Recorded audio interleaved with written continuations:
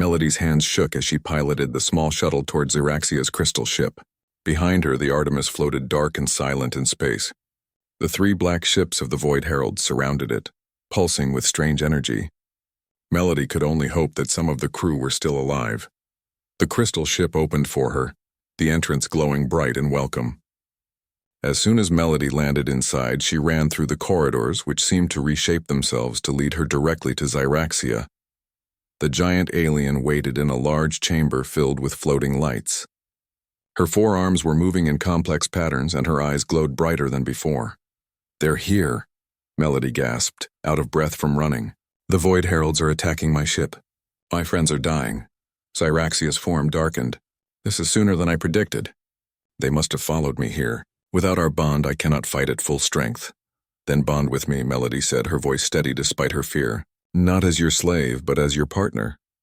"The process cannot be reversed," Xeraxia reminded her. "You will never be fully human again. Humanity is about to become extinct if we don't act," Melody countered. "I choose this." Xeraxia extended all four of her arms. "Then it begins now." Melody stepped forward into the alien's embrace. Xeraxia's arms closed around her, and suddenly they were both enveloped in brilliant light. Melody felt as if her body was dissolving, molecule by molecule. It wasn't painful exactly, but it was overwhelming. Every cell in her body was changing, reforming, becoming something new. At the same time, her mind expanded. Memories that were not her own flooded in. She saw the rise and fall of Xeraxia's civilization over thousands of years. She witnessed the first attack of the Void Heralds, how they had come from the darkness between galaxies, hungry for consciousness. She felt the desperation as Xeraxia's people scattered across the stars, searching for compatible species to bond with and fight back. Through it all, Melody held on to her own identity, her own memories, her childhood on Earth, her parents' faces, the day she decided to become a xenobiologist, her first assignment on a spaceship. These anchors kept her from being swept away in the flood of alien knowledge. How long the transformation took, Melody couldn't say. Time seemed meaningless in that state of becoming. But eventually the light faded, and Melody stood on her own feet again. Except she was different now. She looked down at her hands and saw her skin had a subtle shimmer to it, like opals catching the light. She felt taller, stronger, and when she looked up at Xeraxia, she didn't have to tilt her head back as far as before. "We are bonded now," Xeraxia said, but her voice no longer came from outside. It resonated within Melody's mind, clear as a bell. "Your body has begun its transformation. It will continue to adapt over time." Melody touched her face, feeling the same features but somehow enhanced. "I can feel the ship," she said in wonder. "I can feel its systems, its energy. The ship is an extension of me and now of you as well," Xeraxia explained. "You can control it with your thoughts." Melody turned her attention to the Void Herald ship still surrounding the Artemis. She could sense them now, their cold alien presence, the hunger that drove them. "We need to save my ship," she said. "My friends are still on board." "Yes," Xeraxia agreed. "And now we have the strength to fight." Together they moved to the control chamber of the crystal ship. No buttons or screens existed here. Instead, floating crystals pulsed with light and information. Melody found she could understand them instinctively now. "The Void Heralds are trying to extract the consciousness of your crew," Xeraxia said. "They feed on sentient minds." Melody felt sick. "How do we stop them?" "We attack. My ship can split into smaller vessels. With your human intuition guiding them, we can outmaneuver the Heralds." Melody closed her eyes and focused. She could feel the crystal ship responding to her thoughts. It began to change shape, breaking apart into 7 smaller ships, each still connected to her mind. "Ready?" Xeraxia asked. "Ready," Melody confirmed. The 7 crystal ships shot out from the main vessel, moving with impossible speed toward the Void Heralds. Melody guided them with her thoughts, using patterns and strategies that came from her human experience. The Void Heralds, used to fighting Xeraxia's kind, were confused by these new, unpredictable movements. The crystal ships surrounded the first Void Herald vessel. Following Melody's instincts, they began to compress the space around the enemy ship, creating a gravity well that grew tighter and tighter. "It's working," Xeraxia said. "Keep pushing." The black ship twisted, trying to escape, but Melody held firm. The pressure increased until, with a flash of dark energy, the Void Herald ship imploded, collapsing in on itself. "One down," Melody said grimly. The other two Void Herald ships immediately changed tactics. They moved away from the Artemis, focusing their attacks on Melody and Xeraxia's ships. Dark energy beams lashed out, striking one of the smaller crystal vessels. Melody felt the impact as if it had hit her own body. "They're stronger than I remember," Xeraxia said. "They've evolved too." "Then we need to be smarter," Melody replied. She recalled her training in Earth's naval history, the tactics of submarine warfare. She sent the crystal ships diving and weaving in three-dimensional space, using the Artemis and the debris field from the destroyed Void Herald ship as cover. One of the crystal ships took a direct hit and shattered. Melody gasped in pain but kept her focus. She brought the remaining ships up from below one of the Void Heralds, attacking its vulnerable underside. The battle raged for what felt like hours. Melody lost two more crystal ships, but they damaged the second Void Herald badly enough that it retreated, jumping away into some kind of spacefold that Melody couldn't track. The last enemy ship tried to follow, but Melody managed to disable its engines with a precision strike. It drifted powerless but still dangerous. "We need to finish it," Xeraxia urged. "No," Melody said. "We need to check on the Artemis first." She directed the remaining crystal ships to surround the Artemis protectively. Using her new connection to technology, Melody reached out to the systems of the human ship, trying to restart them. "Life support is failing," she said with growing concern. "And I'm only detecting 23 life signs. We had a crew of 30. "We can bring them aboard our ship," Xeraxia suggested. "Yes. And then we deal with the last Void Herald." The crystal ships extended energy tendrils to the Artemis, creating safe passages for the crew to evacuate. Melody monitored the process, counting each human life as it moved from the dying ship to the safety of her crystal vessels. As the last survivor was rescued, the damaged Void Herald ship suddenly flared with energy. It was attempting to self-destruct to take them all with it. "No," Melody shouted, and with a surge of new power she didn't know she possessed, she reached out mentally and crushed the enemy ship's power core, containing the explosion. The black ship died with a whimper rather than a bang, its lights fading to nothing. Melody exhaled slowly, feeling the strain of her new abilities. "We did it. For now," Xeraxia cautioned. "But that was just a scouting party. More will come." As the crystal ships reunited into the main vessel, carrying the survivors of the Artemis, Melody faced a new challenge, explaining to her fellow humans what she had become, and warning Earth about the war that was coming to their doorstep. 3 days passed since the first meeting with Xeraxia. Melody could not focus on her work. The dreams continued every night. She saw worlds burning and strange beings fighting in space. She woke up tired and confused, with the feeling that she was forgetting something important. The crew of the Artemis kept their distance from the crystal ship. Commander Ford ordered everyone to stay away until they knew more about the aliens' intentions. But on the third day, a message came directly to Melody's personal computer. "I must speak with you alone. Come to my ship." The words appeared on her screen and then disappeared. Melody knew she should tell Commander Ford, but something inside her, something new and strange, made her keep quiet. That night, when most of the crew was asleep, Melody took a small shuttlecraft and flew to the crystal ship. A part of her screamed that this was dangerous and stupid, but a stronger part pulled her forward, curious and unafraid. The crystal ship opened for her just like before. This time, the corridors led her to a different room. When Melody stepped inside, she froze in shock. The room was an exact copy of her childhood bedroom on Earth.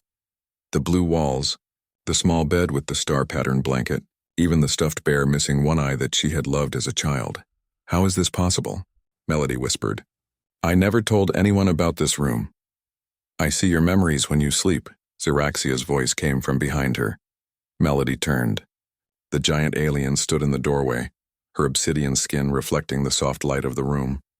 She seemed even taller than before. "That's an invasion of privacy," Melody said, trying to sound brave. "Is it?" Xeraxia moved into the room, her forearms hanging relaxed at her sides. "Your people share your personal data with corporations and governments." "How is this different?"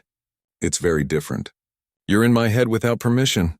Xeraxia circled around Melody slowly. "Your species has such potential. Yet you are so fragile, so brief. My kind lives for thousands of your years, but we cannot reproduce without a symbiotic bond." Melody started to understand. You need me to help continue your species. More than that, Zyraxia said, her inner light pulsing brighter. I need you to become my personal slave. The word hit Melody like a slap. Slave? I'm not interested in being anyone's slave. Zyraxia tilted her massive head. Your language lacks precision. In my culture, the bondservant holds the true power. The slave guides the master's evolution, shapes their genetic legacy. Without you, my line ends. With you, we both become something greater. Melody sat down on the bed, trying to process this information. Why me? There are billions of humans on Earth. Why did you choose me? Your genetic pattern is compatible with mine. Also, your mind is open, curious. Many humans would break under the knowledge I must share. What knowledge? Zyraxia's eyes darkened. The reason I came to your star system. The war that is coming. The alien touched Melody's forehead with one long finger. Suddenly, Melody saw it clearly. Massive ships, black as night, moving between stars.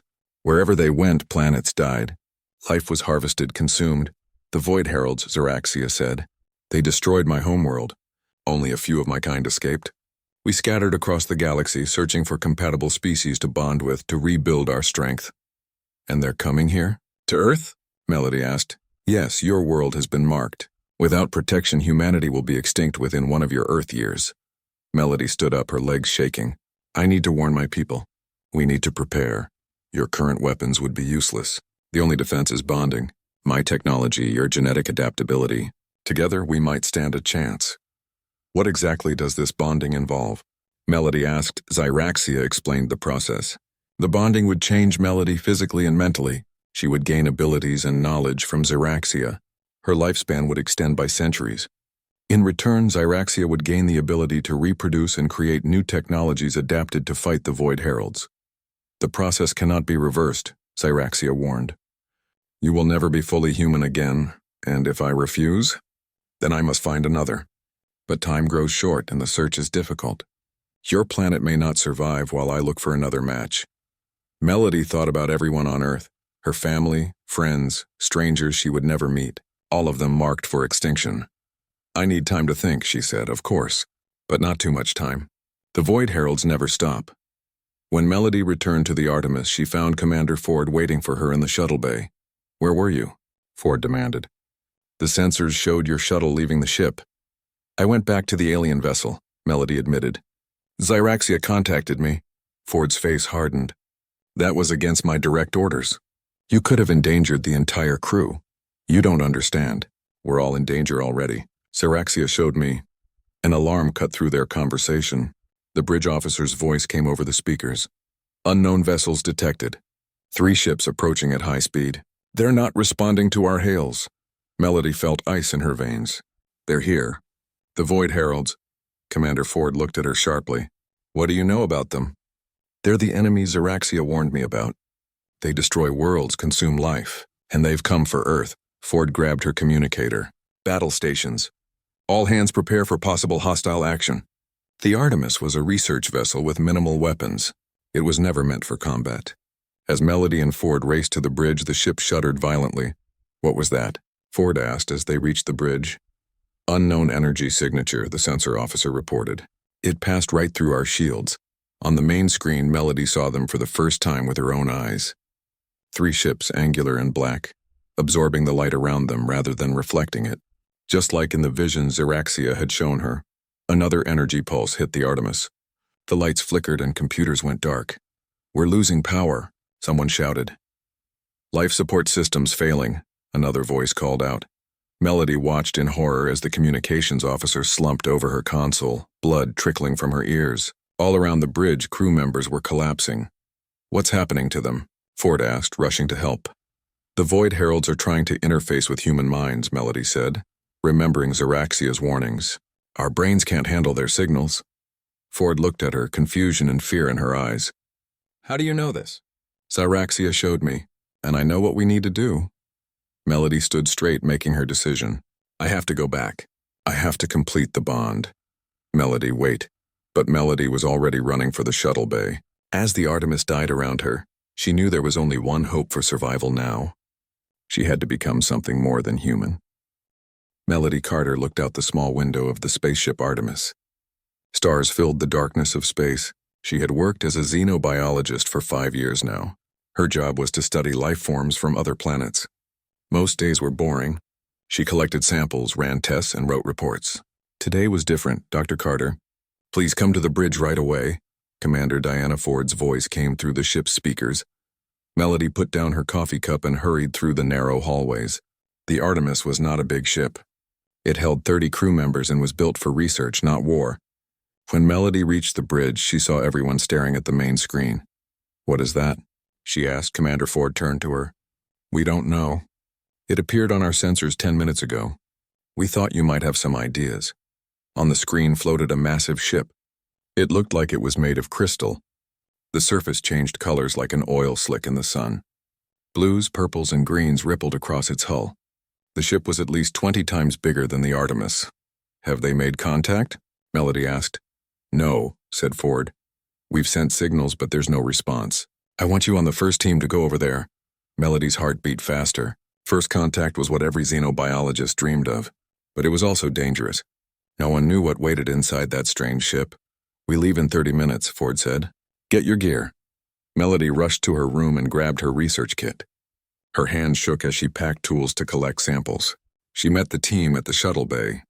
There were 5 of them: Melody, Commander Ford, 2 security officers, and a communications expert. The small shuttle left the Artemis and moved slowly toward the crystal ship. As they got closer, Melody saw that the colored patterns were not random. They seemed to form and reform in ways that almost made sense, like a language just beyond understanding. "Look," said one of the security officers. "There's an opening." A door had appeared in the side of the crystal ship. It pulsed with light as if inviting them in. Commander Ford frowned. "They know we're here. Stay alert." Their shuttle docked with the crystal ship. Melody checked the air readings. The atmosphere is breathable, similar to Earth's but with more oxygen. They put on light protective suits but left their helmets off. The team stepped through the airlock into the alien ship. Inside, the walls glowed with soft blue light. The floor felt solid but somehow alive beneath their feet. "This way," Ford said, pointing down a corridor where the lights pulsed brighter. As they walked, Melody noticed the ship changing around them. Doorways appeared and disappeared. The corridor widened when they needed to walk side by side, then narrowed when they walked in single file. The ship was responding to them. "It's biomechanical," Melody whispered. "The ship is alive." After walking for 10 minutes, they entered a large room. The ceiling arched high above them, sparkling like stars. In the center of the room stood a being unlike anything Melody had ever seen. The alien was huge, at least 12 feet tall. Its skin was black like polished stone, but with swirls of color moving beneath the surface. It had a shape that reminded Melody of a human woman, but with 4 arms instead of 2. Its head had no hair, and its eyes were large and filled with what looked like tiny galaxies swirling in darkness. The alien looked at each human, then fixed its gaze on Melody. She felt a strange pull, like the alien was looking into her mind. "I am Xeraxia, last daughter of Elysium," a voice said inside Melody's head. From the way the others reacted, they heard it too. "I have searched through 17 star systems for a suitable bondmate. You," the alien pointed at Melody with 2 of its arms, "will suffice." Commander Ford stepped in front of Melody. "We are representatives of Earth. We come in peace to establish diplomatic relations." The alien made a sound like glass bells ringing. It took Melody a moment to realize Xeraxia was laughing. "Your hierarchies mean nothing to me," Xeraxia said. "The human female will make her own choice." "What choice?" Melody asked, finding her voice. "What do you want from me?" "Everything," Xeraxia said. "And in return, I will give you the stars." Commander Ford grabbed Melody's arm. "We need to report back to the ship now." As they turned to leave, Melody felt something brush against her mind, like fingers through her thoughts. "Your kind faces extinction," Xeraxia's voice whispered in her head alone. "I can save you, but only if you become mine." Back on the shuttle, Melody tried to explain what had happened. "She spoke to me privately," Melody said. "She mentioned extinction." "It could be a trick," Ford said. "Aliens don't just show up and ask for one specific person without a reason." That night, Melody couldn't sleep. Every time she closed her eyes, she saw stars being born and dying, planets forming and breaking apart, and civilizations rising and falling across thousands of years. She saw beings like Xeraxia fighting against shadows that moved between stars, devouring everything in their path. And somehow she knew these weren't dreams. They were memories. Xeraxia's memories. In the morning, Melody looked in the mirror and gasped. Tiny lights like stars flickered in her eyes just for a second, then disappeared. Something was happening to her. Something had begun when she stepped onto that crystal ship, and Melody knew it was too late to stop it now.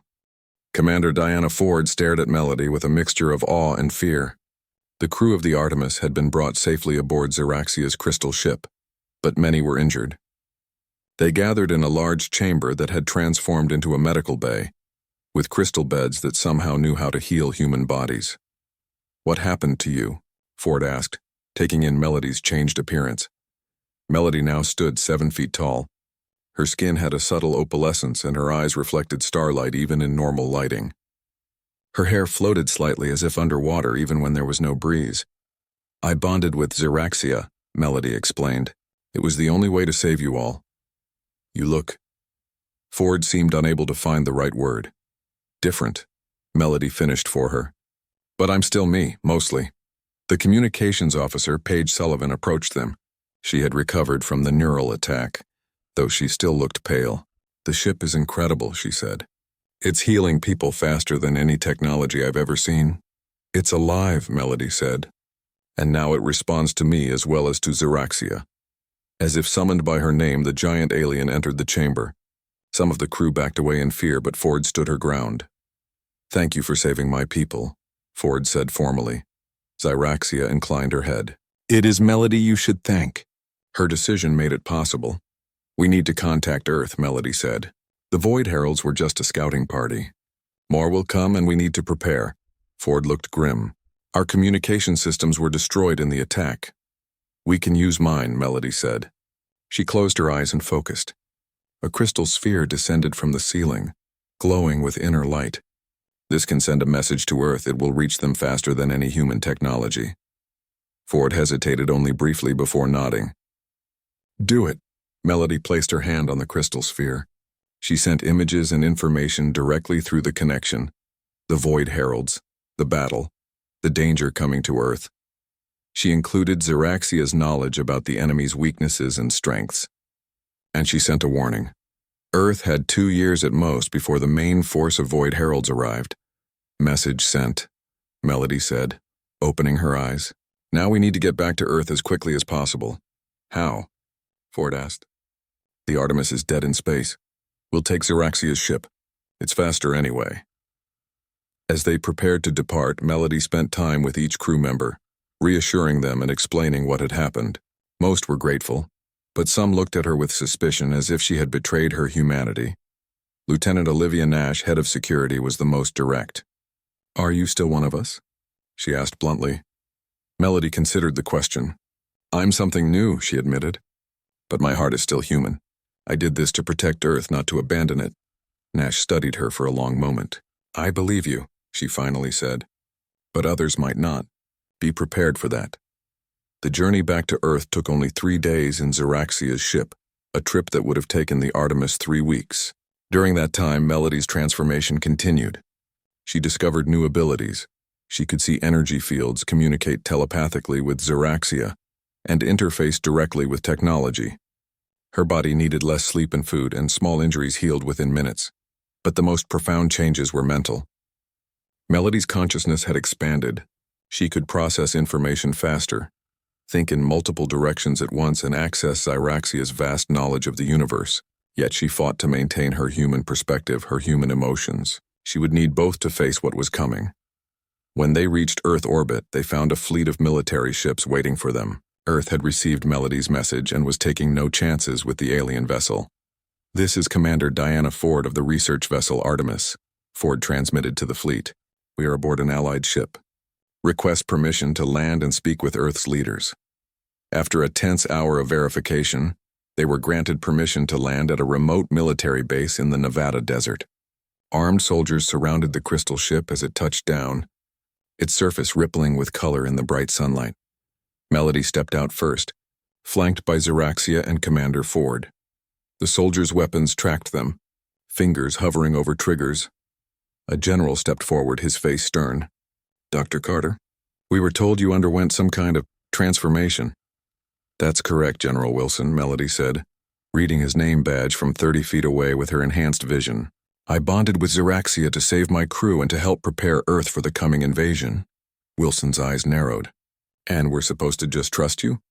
For all we know, you've been compromised, turned against your own species. If that were true, Xeraxia's voice echoed in all their minds, your weapons would already be dust and your consciousness harvested. We come as allies, not conquerors. The general flinched at the telepathic communication but held his ground. We'll need to debrief you all, and the alien ship will remain under guard. Of course, Melody agreed, but time is short. The Void Heralds won't wait while we argue among ourselves. The debriefings lasted for days. Military leaders, scientists, and government officials questioned Melody, Xeraxia, and the Artemis crew relentlessly. They wanted to understand the threat, the technology, and most of all, the bond between Melody and Xeraxia. Dr. Linda Martinez, Earth's leading xenobiologist, was particularly interested in Melody's transformation. Your DNA has been fundamentally altered, she explained after running numerous tests. You're still mostly human, but with significant additions that we don't understand. Will others need to transform like me? Melody asked. Martinez looked uncomfortable. The military is already discussing a volunteer program. They want the advantages you've gained. It's not just about advantages, Melody warned. The bond changes you in ways you can't predict, and it's permanent. Despite her warnings, the first volunteer program launched within a month. 20 humans were selected to bond with Xeraxia's technology, not a full bond like Melody's, but a partial enhancement using crystals grown from Xeraxia's ship. The results were promising, but troubling. The volunteers gained some abilities: enhanced strength, faster healing, limited telepathic communication. But they also experienced side effects. Some had nightmares of alien worlds. Others developed an almost religious devotion to the idea of fighting the Void Heralds. Meanwhile, Earth's governments argued about how to prepare for the invasion. Some wanted to build massive weapon systems. Others proposed evacuation plans to underground bunkers. Still others refused to believe the threat was real, claiming it was a hoax or a plot. Melody grew frustrated with the delays and political games. 6 months after their return to Earth, she confronted General Wilson in his office. We're wasting time, she said. The Void Heralds will be here in 18 months and we've barely started preparing. Wilson sighed. What do you expect? You're asking the nations of Earth to unite against an enemy they've never seen, based on the word of a woman who's half alien now. I'm still human enough to care what happens to Earth, Melody snapped, and I've seen what the Void Heralds do to planets they harvest. No one survives. Before Wilson could respond, an alarm blared through the base. Unknown object detected in lunar orbit, a voice announced over the speakers. Melody closed her eyes, reaching out with her enhanced senses. It's not the Void Heralds, she said after a moment. It's like Xeraxia's ship, but different. She rushed to the command center, Wilson following close behind. On the main screen, they saw a ship similar to Xeraxia's, but with a different pattern of colors flowing across its surface. Another of your kind? Wilson asked Xeraxia, who had joined them. Yes, the alien confirmed, her inner light pulsing with what Melody now recognized as excitement. It is Nexara, one of my sisters. She must have received our call. Call? What call? Wilson demanded. Melody placed a hand on his arm. When we bonded, Xeraxia sent a signal to any survivors of her species who might be out there. She didn't know if any would answer. And now one has, Xeraxia said. And where there is one, there may be more. The fight for Earth has truly begun. 1 year after Melody's return to Earth, the planet had changed dramatically. 17 survivors of Xeraxia's race had answered her call, arriving in crystal ships similar to hers. Each alien sought a human bond partner to restore their strength and prepare for the coming war. In orbit around Earth, a massive defense platform called Aegis neared completion. It combined the crystalline technology of Xeraxia's people with human engineering. Workers in spacesuits moved around the structure, guided by the bonded pairs who could survive in space without protection. Melody stood in the observation room of the Nevada base, now called Harmony Center. Her transformation had progressed further. She now stood 8 feet tall. Her skin shimmered with opalescent patterns that shifted with her moods, and her hair floated like tendrils even under Earth's gravity. Yet her face remained recognizably human, a bridge between two species. The sixth sector is online, reported Commander Diana Ford, who had been promoted to Admiral and now led Earth's defense forces. Aegis will be fully operational within 2 months. Good, Melody nodded. The Void Herald fleet will reach our solar system in 3 months. According to our latest calculations. Admiral Ford looked out at the training field where human volunteers practiced with their new abilities. Some had bonded fully with Xeraxia's people like Melody. Others had received partial enhancements through crystal implants. All were preparing to fight. Did you ever imagine this when you first met Xeraxia? Ford asked. That you would help change the course of human history? Melody smiled. I just wanted to study alien life forms. I never thought I'd become one. Their conversation was interrupted when Lieutenant Paige Sullivan rushed into the room. We've detected something entering the solar system, she reported. It's moving fast. Melody closed her eyes, extending her senses through her connection with Xeraxia and the crystal network they had built around Earth. Void Herald scout ship, she confirmed. Just one testing our defenses. Should we engage? Ford asked. No, let it observe from a distance. We don't want to reveal our full capabilities yet. The strategy had been debated extensively among Earth's military leaders. Some wanted to destroy any Void Herald ships that appeared immediately. Others, including Melody, argued for a more measured approach. Let the enemy underestimate them. It might be their only advantage in the coming battle. As they watched the scout ship on the monitors, a new recruit entered the observation room. Catherine Brooks had been selected as the next bond partner for Nexara, Xeraxia's sister. She looked nervous but determined. The bonding ceremony is scheduled for tomorrow, Catherine said to Melody. I wanted to ask, does it hurt? Melody considered how to answer. It's overwhelming, she said honestly. Every cell in your body changes. But it's not exactly pain. It's more like being reborn. Are you afraid? Melody asked gently. Catherine smiled. Terrified, but also ready. We've been the only sentient species we knew for so long. The loneliness of that has shaped us. Maybe becoming something more is what we were always meant for. Their conversation was cut short by alarms blaring throughout the base. The Void Herald scout ship had suddenly accelerated, heading directly toward Earth. It's making a suicide run, Ford said, checking the tactical display, aiming for Harmony Center. Melody reached out with her mind, connecting to the nearest defense satellite. With a thought, she activated its weapons system. A beam of crystalline energy shot out, intercepting the Void Herald ship. The enemy vessel exploded in a flash of dark energy. They know we're here, Melody said grimly. They know we're preparing. Then we need to accelerate our plans, Ford decided. The bonding ceremonies for the remaining volunteers will happen today, not next week. And we need to bring Aegis online immediately, even if it's not at full power. The next few days were a blur of activity. More humans bonded with Xeraxia's people, each emerging changed but determined to fight for Earth. The Aegis platform powered up, its crystal weapons capable of destroying ships from millions of miles away. And Earth's conventional military forces prepared as best they could, though everyone knew their weapons would have limited effect against the Void Heralds. 2 weeks after the scout ship's destruction, the main Void Herald fleet arrived at the edge of the solar system. 100 massive black ships, each capable of destroying a planet. Melody stood on the bridge of Xeraxia's ship, now upgraded and expanded into a flagship for Earth's defense fleet. Around her, both humans and aliens worked together, their minds linked through the crystal network. They're forming attack patterns, reported one of the enhanced humans, his eyes glowing as he processed the sensor data. 3 main groups approaching from different vectors. Just as we predicted, Melody said. She turned to Admiral Ford, who commanded the human ships. Remember, your vessels should stay behind the crystal ships. Your primary mission is to protect Earth if we fail. Ford nodded grimly. We won't fail. The battle began with the Void Heralds launching a massive energy attack. Dark beams lashed out across space, aiming for the Aegis platform. The crystal shields held, barely.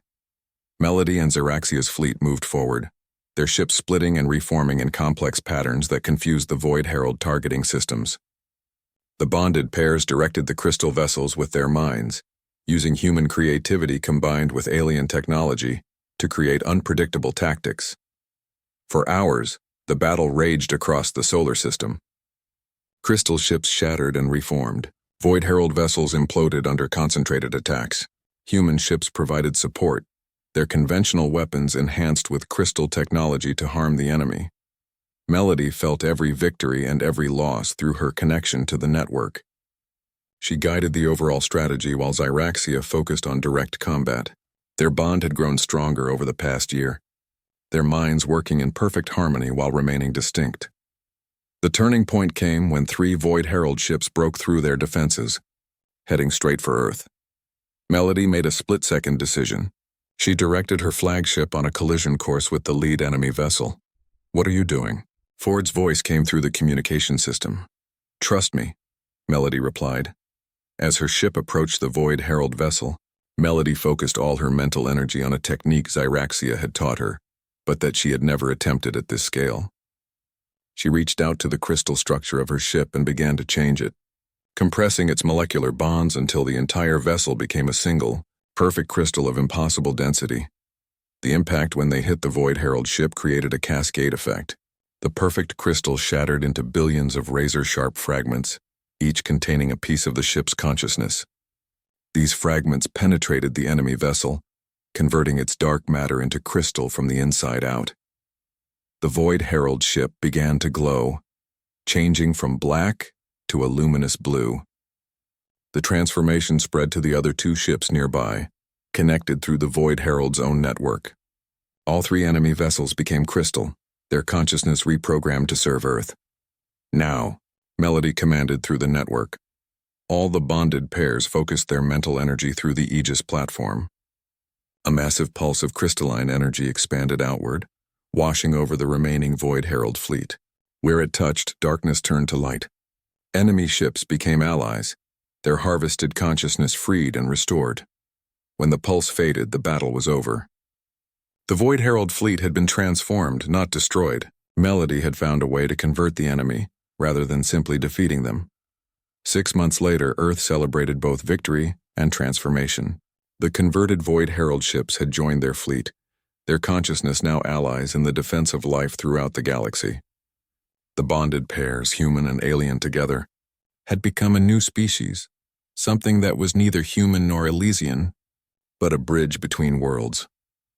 In a ceremony at the United Earth Council, Melody Carter, now officially designated First Envoy of the Elysium Covenant, stood before representatives from every nation. Her appearance had continued to evolve. Her hair floated like tendrils in zero gravity even under Earth's atmosphere, and the subtle patterns on her skin shifted with her emotions. Behind her stood Zyraxia, towering over everyone in the chamber. "The war is over," Melody announced, "but our journey has just begun. The Void Heralds were not the only threat in our galaxy. With our new fleet and our combined knowledge, we can extend protection to other worlds, other species that might face extinction." Admiral Ford, standing at the podium, looked out at the gathered leaders. "The volunteer program continues to accept applications. Those who wish to bond with our alien allies will be carefully screened and prepared. This is not a decision to be made lightly, but it is a path now open to humanity." What went unspoken was how the first volunteers had returned changed, not just physically enhanced like Melody, but with a profound shift in perspective. They spoke of cosmic connections and purpose beyond Earth's boundaries. Some religious groups called it transcendence. Others feared it as the end of humanity as they knew it. Later, Melody found Catherine Brooks on the observation deck of the new space station that orbited Earth.